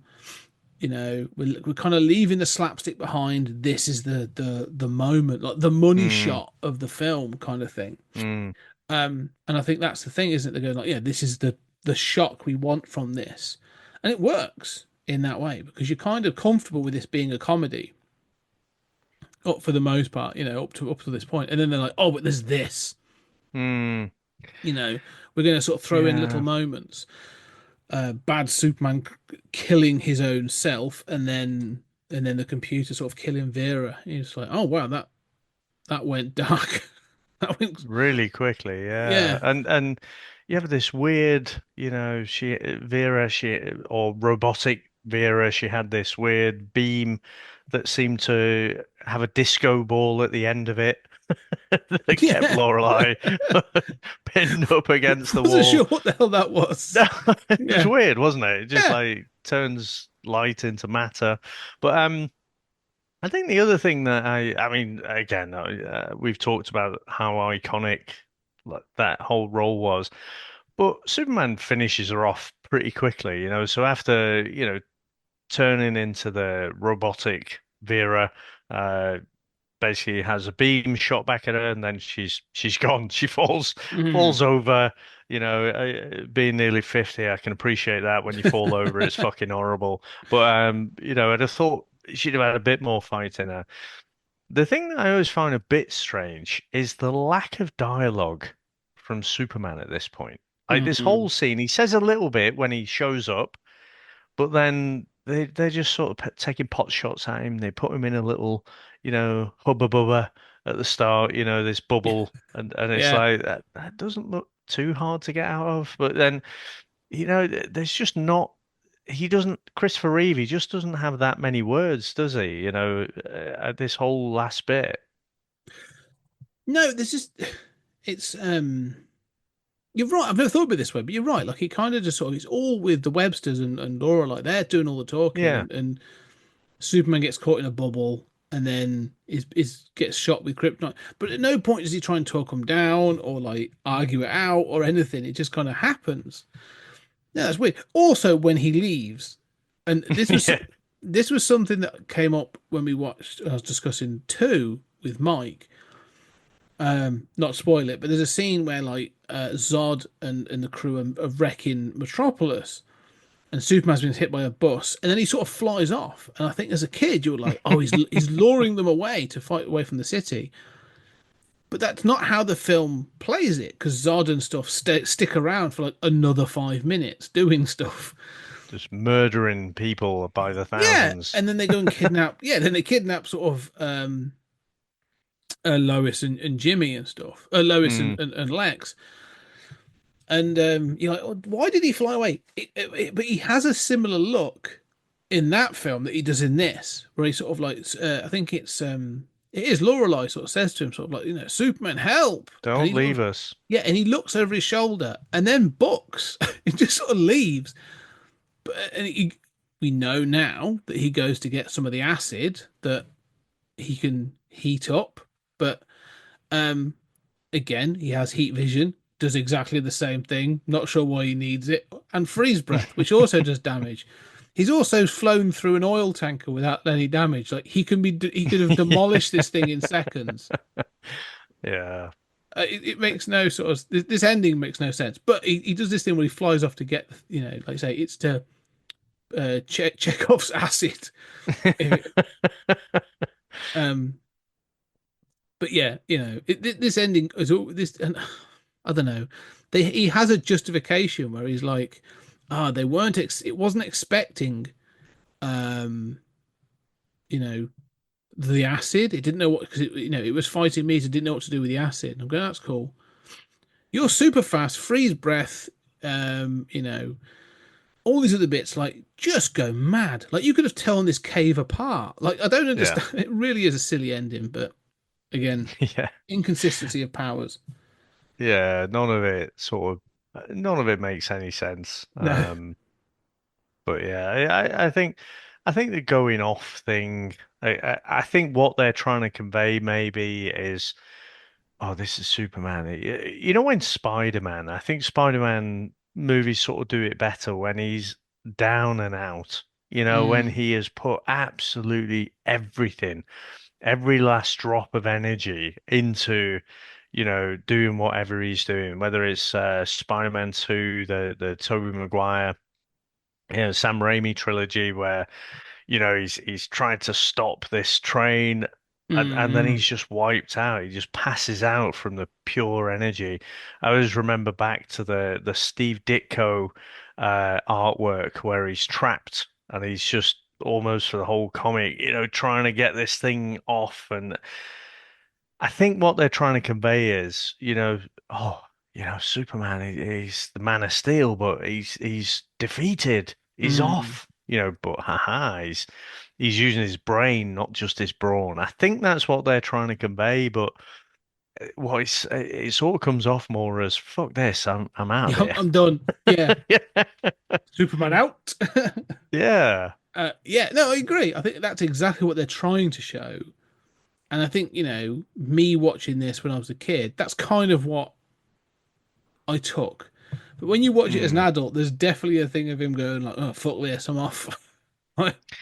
Yeah. And even the thing that bugs me is you've created from about 5 pieces of tiny paper this supercomputer Yeah, who somehow can figure out, even though Gus is a tech genius, you've got this chemical compound which is unknown, and so presumably Gus has harnessed the power of the internet before there was an internet, but yeah. he's asked ChatGPT, how do you make a bit of kryptonite? And but this supercomputer has figured it out. This well-known acid, because it's on a manufacturing plant, so Yeah, they're yeah. not just making a few things, they're mass producing these things. This computer just looks at it and thinks, "Oh yeah, there's nothing about that." And it's almost like the 89 Burton Batman, isn't it? Where it's like Hmm. mix these two things together and that's when it becomes deadly. And yeah, it's never really sat with me. It's almost like early 60s Star Trek logic, Yes. where, Yeah. where you get, okay, this logic machine, and it's like, I never tell lies. Oh, but if you never tell lies, then that would be a lie. But so you must be telling the truth. Oh, I'm in a logic paradox. Yeah. It's that level, isn't it? Well, I think this is you are right because I think this is a problem that like before the sort of the pre-computerized age, and I think it still exists now. Computer logic doesn't work or is a real problem when it comes to a narrative Mm, because it is, you're right, it's just pure logic. There is no emotion, there's nothing, it's just pure logic. And it does what you tell it to do. We haven't reached so the moment they try and introduce sort of an element of sentience, they literally go straight to, oh, it's got like it's going to have human motivations, mm, and that's where you'll get stuck in these paradoxes of going like, I've chosen this and I should have done that, and you go, that's not how it would work. Like this thing is still pure logic. It just knows that it's pure logic now, and so yeah, it does it. We can't help but add that thing into it, like you say, and because they didn't really get that then, and computers are magic and mystical in 1983, they definitely are. they make these odd choices. Um, yeah, and it doesn't notice that acid is burning its way through its through its circuits. Um, yeah, and we all know now that there'd be an on and off button and or a plug, or quite simply give it enough time and it would it would be it's be filled with cookies or its cache would be overrun or something, and it'd get knackered, and so it need an update or something, and it would just stop working. Yeah. So yeah, I think that one of the other things that bugs me, and I do love this movie, but the other nit that I'm going to pick is, in order to release the top of this thing, this acid that if it gets super hot, it's going to be really a bad thing.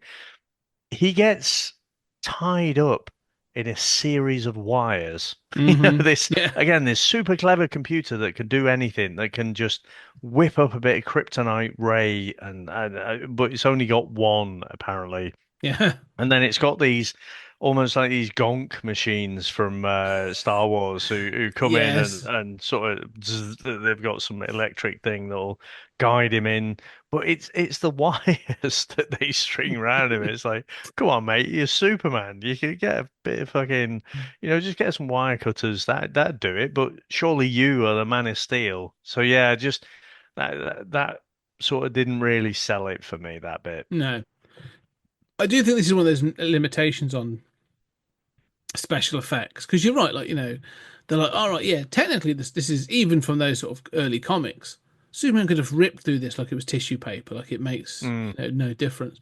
But yeah, but we've got to have drama, we've got to have this, and I don't think they can't sell and they can't do what will eventually come along that allows you to have super. I mean, that's the one thing I will say about Man of Steel, for good or ill, is that when the destruction happens, you kind of do go, yeah, that's what would happen. I mean, that's obviously, as we've said, that's what Alan mm, Moore saw and was like, that's what would happen if Superman was to have a big fight. Like, he would destroy the place. Like, that's just what would happen. Um, so I think they're kind of limited in that respect. So, mm. I do agree that it kind of looks daft when he's sort of like Superman's all tied up and the acid is doing its job, and you're going like, but you know, like you stopped a nuclear warhead a couple of films ago. Yeah. How are you struggling with this? Yeah. Again, I kind of think from the computer's perspective, who is apparently now, Skynet AI sort of thing, Yeah, it's like I feel like those wires would be important yeah, for you. They're carrying they're not something spare. from somewhere to Yeah, somewhere. that's These it. aren't death wires. These look like they're important to carry Yeah, information. that's it. I have a whole spare sort of set of wires and networks I can just Yeah. use as weapons.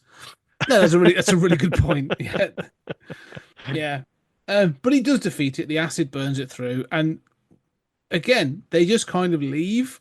It Yeah, blows yeah. up, and he sort of, he saves Gus because Gus saves him. Like, Gus has done the right Mm, thing, yeah. Quid and so pro quo. he's sort of gives Gus a chance. But they fly off, and he leaves him at a coal mine, and again, like he Superman grabs a piece of coal and says, "So, do you mind if I just have one of these?" And does this thing of like crushes the piece of coal and generates a diamond. A nice touch. It's a very nicely cut diamond to come out of a piece of coal, but that's Like perfectly sculpted. yeah, Again, it always irritated me. It's like, hang about your hands. How did that yeah. happen? But also, did you pay for that? That seems to be, corporation property. Well, one guy lets him have it. He goes, like, "You want to have it?" He goes, like, "Yeah, yeah, you can have one." And if I was one of those guys, because it's not like Superman's in a rush, Yeah. I'd have been While like, you're there, "Yeah, can while you're you rustle here, me up a few more of those? yeah, just before you go, here's a bucket. Let's get going. At least do a couple more." Um, yeah, it is.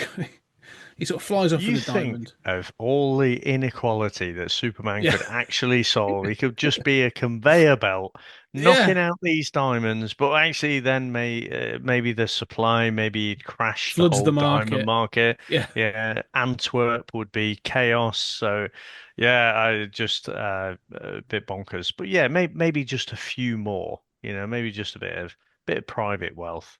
yeah, that's it.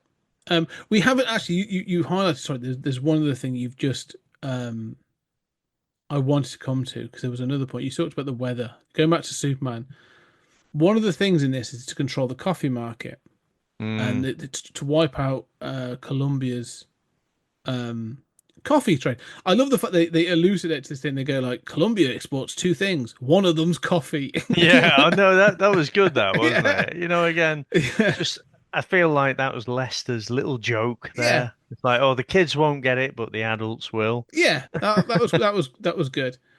But when they do have this rain thing on it, and you have this couple that's won this competition to go down to South America, everything's so sort of coincidental. They just happen to be in the place where it Yeah. gets hit. But there's a tornado and or like a soon whatever it's this big storm, and it drenches and ruins the Colombian coffee harvest. That suggests that it's all in one place. That's not how, like, Yeah. but Superman comes down, turns the tornado upside down, and then uses his heat vision to dry the land. And I'm not sure that's how that works, but fine. That's what's because you've steamed everything now, so you've probably ruined the coffee beans anyway. Think of the local wildlife. Yeah, yeah, that's it. Yeah. You've just boiled a bunch of Yeah. insects. But he does that, and I am thinking like, cool. So does he do that for every natural disaster that happens? Like, is he going from continent to continent, going, oh, the tsunami in Japan, or drought in Africa, or avalanche in wherever? Is he just going around sort of like, I don't know. Again, it felt so random that he's flown all the way to save a coffee harvest. So, I mean, it's like you saying before, like, oh, there's loads of sightings of Superman around Smallville, which Yeah. must be at least a fair drive from Metropolis. Maybe who Superman is, have you seen anyone, around who isn't normally around? Oh, yeah, there's this one guy, Clark, but Mm. there's no way him. He wears glasses. So, he's just wherever he needs to be. And that's what feels so kind of golden and silver age Yeah. about it. It's just not even question whether it's Columbia, Metropolis, Smallville. He's just wherever he needs to be. Yeah, no, it's fair, but it's kind of like I think it opens the door to kind of sort of more issues, doesn't it? Anyway, going back to the end, they return back to Metropolis, and Clark is now back as Clark and at the planet, and Lois is back from her sort of holiday in Tahiti or where she was, Hmm. and they've also Margot Kid are fully fulfilling her contractual obligations for all of a day's filming. Um, I mean, she must have done the bit at the start of the movie. She yeah. must have filmed that pretty much she could have done it in the same day or 2 days Oh, or there something. was yeah. They often do these things, don't they? I wonder if it was sort of like, well, we've got Margot for like 3 days. Yeah, We'll get all those things from the planet out, done and dusted, and then we'll move on. yeah. Um, but they bring in he's now got Lana's now sort of Perry White's secretary, and sort of all this other stuff. I'm not sure if they're supposed to be sort of like I think they're together but not engaged, and there's now some jealousy between Lois and Lana. Um, I yeah, don't think it's not really. I don't know if they thought, oh, well, we'll pick this up. It's a bit of a Three's Company thing. We'll pick this up yeah, in Superman 4, and it just never really came because I mean, Lana wasn't in 4, but no, again, I guess 4's just a bit of an outlier. It's just a bit of nonsense. yeah, Nuclear Man growing his fingernails. don't try and connect four to anything that's Yeah. happened before. Like that way, madness lies. Yeah. But But yeah, I do like the fact that again to underline the technology is bad thing. They've got this lottery machine, and at the start of the movie, they just had the old tombola mm, roller. It was all manual and stuff, but the person, whoever the sort of secretary person is, is fully embracing technology. Look, we've got this new thing. All you have to do is push this button, and I'm looking at it. I'm like, there's about 10 fucking buttons on yeah, that. which one? Like, how does he know which button to Yeah, push? And he just pushed a button, and then it flies off, and you got balls flying everywhere. And for me, that just underscored the whole theme, which is yeah, technology is bad. yes, yeah, and it feels like a Lester joke. I mean, this Yeah. is the gang's all together, and obviously Superman's gone off and to do his bit to tidy up, and then this is now the gag at the end of the film, and that's fine. It's sort of like you say, it's a nice little nod because he was in the hand crank machine earlier on, wasn't he, to do Mm, the yeah. lottery, winning lottery numbers. Um, and that's it. Really. I mean, it's sort of, you kind of sort of feel at the end of this film, I had a sort of a weird sense of, I think like you said, sort of like nostalgic warmth ebbed by disappointment. Where I've been like, yeah, there's parts of this film I like, and sort of like the music, and there's some cool scenes and that. But overall, this film's kind of a mess and is weirdly disjointed. And um, it's not surprising that it did less well than what came before. But Yeah. I mean, so it's got 5 on IMDb, and usually what I find is when I go back, I look at these ratings, and sometimes they've got a bit of a bump because when they were released, people remember them, and they're not sad like us, and they go back and watch these old movies. They just have this memory of yeah, this movie, and then even a movie that's got one iconic moment in, they remember that iconic moment, and then that, oh, what a great movie. I remember the biggest disconnect between my childhood memory and reality was probably Ferris Bueller, mm, where I went back and I watched that and I was like, God, he's a dick. Like he's just an yeah, absolute tool. There's nothing likable about him, and so I guess, but in the 80s we worship that kind of person, mm-hmm, whereas we like people to be more well-rounded and everything. But yeah, objectively, this movie's an absolute mess. I yeah, am still, when I finish it, I'm still filled with that warmth, that nostalgic cushion that I mm-hmm, embrace myself with. And I do think there are some great scenes in there. I think the whole drunk Superman bit mm, is great. We talked about, Vera being mercilessly murdered and then turned into some cyborg zombie or something like that. Utterly iconic. I'm sure that there's other bits as well that I like, but it is so sketch driven. It's yes, just like little bits, and as an overall narrative, it is incredibly lumpy. yeah. I think that's my biggest issue is that in the moment, some of the sketches, as I think we're happy to call them, work. You're right, oh yeah, drunk Superman or evil Superman. That whole bit works. I even think like the chemical fire bit works in and of itself.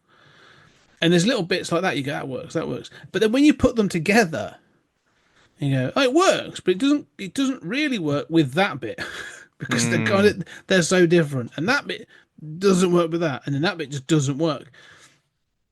So I end up taking the film sort of like in chunks rather than mm, as a whole. And yeah, yeah. and I think that's the best way to sort of appraise it is to be like, yeah, from moment to moment, it can be good, but as a whole, it's a mess. Um, there you go. Yeah, no, I think that's the thing. It's kind of like oddly a mess, and it's one of those that I can't believe that when they watched this back or when they read the script back, they were like, "This is a well, structured and developed narrative." But as you sort of rightly said, they didn't give a shit. That's not the No. point. It's a Superman film. It's a kids' film. Bang it out. I do think, if you think about what came before this, so you had Batman 66, the whole Good TV touch point. series, it Yeah. was all a bit silly, and the 77 movie was a bit of a, it was a landmark moment. If you think about the next 30 years, they've been trying to replicate that, the Mm-hmm. origin story. And so I think though somewhere along the way between that first movie where they're trying to take it very seriously and treat it like higher art, and then to this where they're just disrespecting the audience. It's like, oh, it's kid stuff in it. When I remember reading comics when I was a kid, these kids will believe anything. So nothing really has to join up. Nothing has Mm-hmm. to make sense. His power set doesn't have to be consistent. Just we'll slap it on there. And I think for me, like I say, I still, feel that nostalgic warmth. I'm looking at, I mentioned about the IMDb score. I'm just looking at Rotten Tomatoes, which I have a love-hate relationship on how that Yeah. kind of aggregates the score, but sometimes it's a good barometer.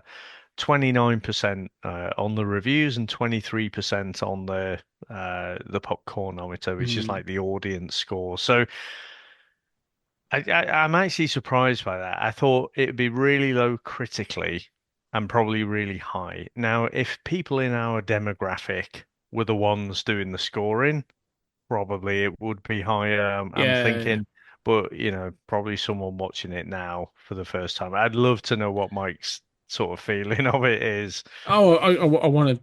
Yeah, I'll be messaging him saying like, right, we've done it now. What are your thoughts? Yeah.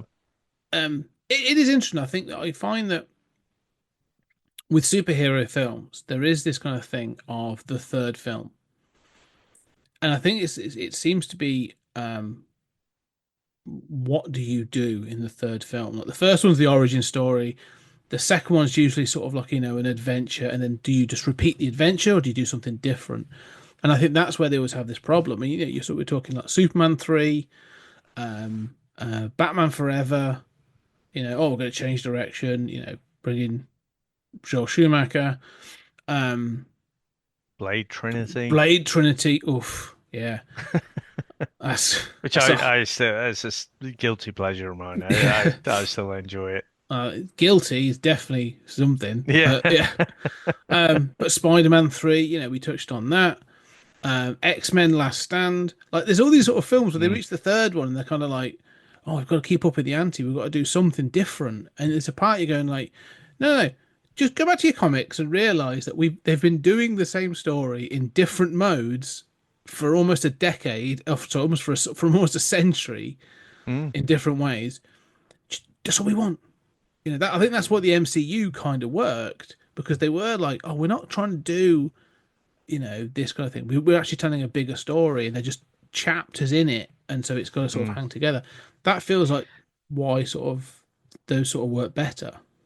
I think I still remain the MCU apologist because I don't Mm. think when sort of Endgame happened, and it was this culmination of 20 odd movies, Mm.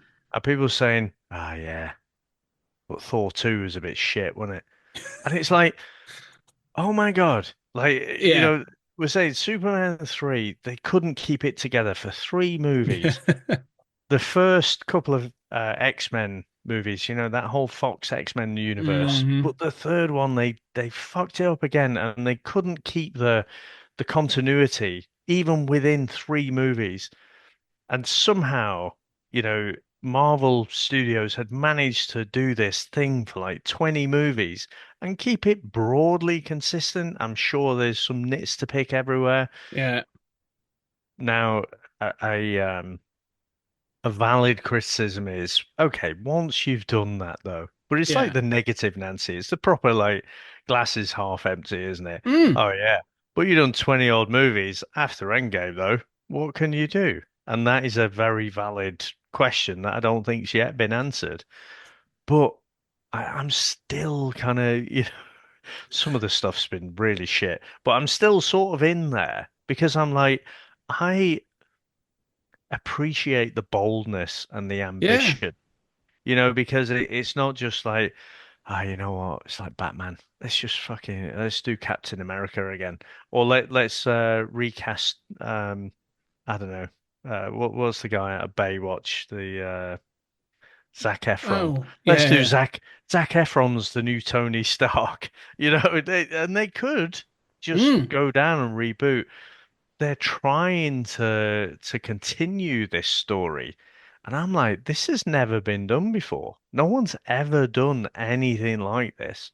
No. So that's why I think I'm more on the apologist side, where I'm like, okay, It's a let's see feat. where this goes. It's a real cinematic feat, and I agree that like post Endgame, it's kind of show me something, and they've tried something Mm, different. It's been a bit hit and miss. I actually like some and not others, mm, but I agree. Like to nitpick, again in a moment and go, yeah, Thor 2 wasn't very good or like whatever.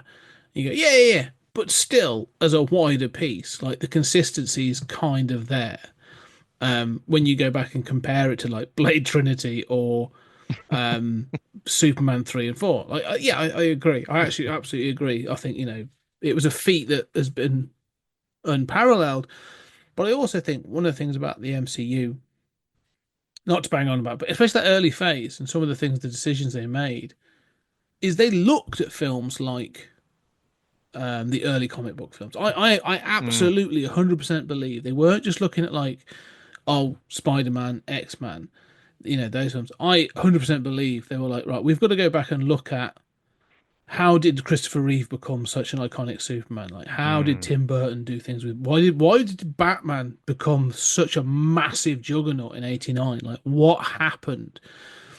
And I think when you look at like Chris Evans, um, his take on Cap, 100% they were like, you're Christopher Reeve. Yeah, yeah, definitely. That's how it worked, and they were just like, that's the model you're going with, and it works, and it works, brilliantly. So, no, you're right. I think it needs to be recognised that we've come a long way from this. But And I think it's the problem, isn't it, for any creative art. So whether you're a musician or you're trying to make movies, so you're standing on the shoulders of giants. You've got this wealth of stuff that's come before, and you're like, well, that stuff was shit. However, I kind of like this aspect to it. And you kind of repackage it, reimagine it, and you create this new thing. But then at some point you become less of the punks, the rebels, and you're now the mainstream, and everyone's looking at you, and you're like, okay, then come on, show us what you got. yeah. So at some point, I think the MCU will collapse under its weight. Is the comparison with Western has been made for a long time, and again, I'm more intrigued. I think because of the money that Disney has to make, they're going to continue, you know, trying to keep this story going. Hmm. Whereas actually, think about it, for you and I, we're to a lesser extent, to a greater or lesser extent, we're wanting to see where the story goes. We drop out for a bit and then binge a bit and catch up or whatever. But we've got this culmination of this story that's got here. When does that end though? Because my kids have grown up on Marvel, even Hmm. though, even pre like 12, I was like, oh yeah, but it's just fucking Iron Man in it. Yeah. We gotta watch Yeah. this. And but at some point that's gonna go away, and they're gonna get to the point where the comics got to, where it's like, look, we've got to simplify the whole universe. What I love going back to this original, say, bringing it back to Superman. Hmm. What I love about this, there's no shared universe. No. This new Superman movie that's going to come out, well, it's already got fucking a half a Justice League in there. Yeah. You got Hawkman, Green Lantern, you got all sorts. This is just a simple story, a small story, and it keeps it centered on the characters, and to a lesser extent with Superman 3, I understand, but certainly in the first couple, it's about people. And Mm. I think at some point the MCU will have to embrace that. Disney will, I mean, even now I have to think, you know what, if Disney rebooted and just said, oh, here's the new we're not going to start with Iron Man now. We're going to shake it up a bit. We're going to start with Captain America. So here's the new Captain America. Here's the new Thor. We're going to replay Endgame. I actually think they'd make more money. Yeah. No, I think, I think they'd absolutely kill it at the box office. I think the thing is, this is about the expectation. Is that you're right? Going back to this now, and you're having to focus on Superman, and it's a smaller story. It focuses on the people. Having that thing about Clark having relationships out in Smallville, it does. It makes it sort of more. There's some interesting ideas and stuff there. You can sort of, if you really want to, you can dig out and as a psychologist or sociologist, I'm sure you could write a bloody paper on it and things. But you're right. One of the things that I think is a problem that it comes on with all those films we've talked about as well, those thirds, and also comes with the MCU, is balancing the characters Mm. and going like, okay, we want enough time for this one, and this one, and eventually because it becomes a bit of a tapas of like those characters, they all kind of lose. They get diluted a little bit with the other things. And honestly, that is one of my concerns for the new Superman film. Mm. In James Gunn we trust. I mean, I've liked what he's done to date. He can find that balance with Guardians, and I actually like Suicide Squad. But yeah, I do wonder. You go, okay, well, yeah, do I have to, like, what knowledge am I going to have to go into this film with? And I wonder if that's going to be sort of a barrier to entry for some people when they're going to go, well, no, Superman, but who's this? Why is Nathan Fillion wearing a stupid wig? Like, what's going on there? And who's this woman flying around with wings? Like, is there going to be a barrier to entry in those sort of respects because people are going thingy? But or maybe they're fine because they've already experienced the MCU and the DCEU. Like, is that fine? Do we have different expectations now? Like, if you just had a single, I mean, even the Flash film was like, Ah. oh, it's the Flash movie, but in it we're going to have Keaton Batman, another version of the Flash, and at the end of it, we're going to open up the multiverse, and I'm going to show you every iteration of every freaking hero from DC forever and a day.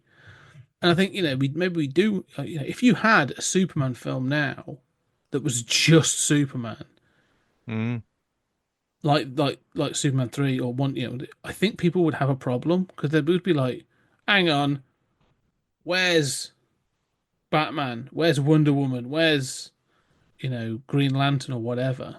Yeah, how would this thing happen?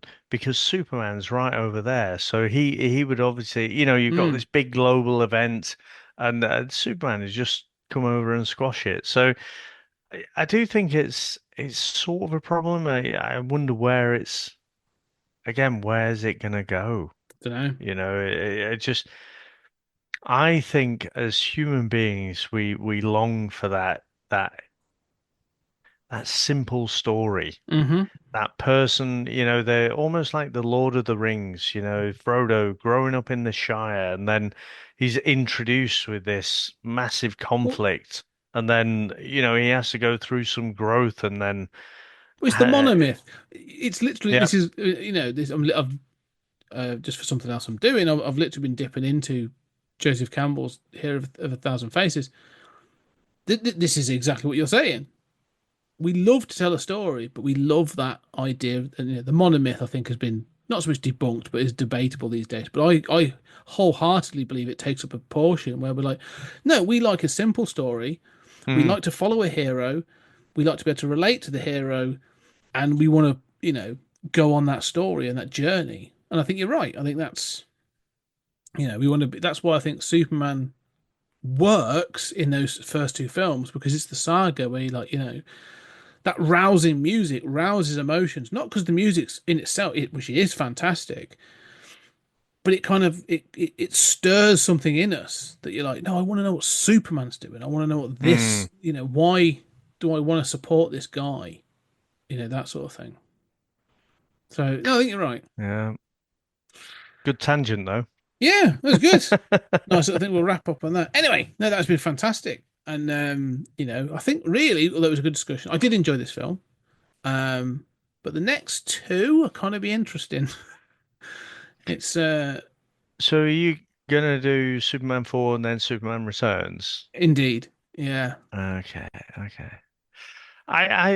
Yeah. I don't hate Superman 4 probably as much as a lot of people, but again, I think it's more probably the nostalgia speaking there, and the fact that honestly I don't live too far from Milton Keynes, so when I drive into the bus station, I'm like, oh, it's the UN. Yeah, I do. I've often done that as well. I've been down there. You go like, Yeah, oh, so recognized. that's It's so not that's changed really. no, It's no. still the same. Yeah, yeah, oh, that's weird. No, I've been watching quite a lot of canon films as well of late. I've been up in my sort of Chuck Norris and Michael Dudikoff. So my level So of great. yeah, my level of sort of going into it is kind of tempered. So I'm interested to see how I come at it. So, but anyway, let's wrap up on that for Superman 3. So, Dave, where can people find you, and what are you up to at the moment? So, yeah, I don't really deal with social media, so more like putting content straight out there. I abandoned Twitter a little while ago, but VHS Strikes Back on wherever you listen to podcasts, you can Mm, get us. Also, Chris and Dave's reality TV cast, so we always go through reality TV. I always elicit that same response from most people, but it's basically Chris and myself just taking the piss out of. Honestly, tangent, right? Again, we'll go to nostalgia. When Big Brother started in the UK, yeah, it was a genuine social experiment. Like, if you just slam these people together, what would they do? You're just going to film them all the time, and this was also the improvement of technology, bringing it back mm, to Superman 3. So you can not only watch a bit of edited highlights, but you could watch them through the day. You could switch on whichever channel. I think it was channel 4. But you could go on the web. You could be at work and you could see like yeah, the people sleeping or whatever they're doing. And it was a real interesting social experiment. Now, reality TV is just a shortcut for social media influencers to get more followers. And so putting them in this pressure cooker where they're so desperate, yeah. to create storylines and stuff like that. So, yeah, Uh, honestly, it's Are you just pure guys entertainment. are you guys doing? Has it just started? Celebrity Married Big at first Brother? sight. Oh, no, no. So we can only do one at a Oh, time. okay. I was going to know you were So doing one, but like I just saw yeah, that so Mickey Married at Rourke. First Sight is the Ah, one. okay. Oh God, I can't get through an episode of that. But yeah, I just saw that It's Mickey so Rourke had good though. entered the house, and yeah, I wondered why Mickey Rourke was appearing in all my social media, but that'll be why. yeah, an odd choice. But yeah, no, yeah, that is. I've tried a couple of times. I've followed along on some of the things you guys have done. I like Love Island, and it just kind of Yeah, makes me angry. So I'm like, I can't. I listen, but I dip in. it So it is bonkers. And the other thing I'll mention, because I mean Mike is really he's got his hand on the wheel, but mm, myself, Mike, and Matt, we started doing this Star Wars comics in canon. Was Mike's original thing, yeah, but then I somehow signed up. I didn't realize for how long, but we did all like the Clone Wars conversations. We've done Rebels reviewed.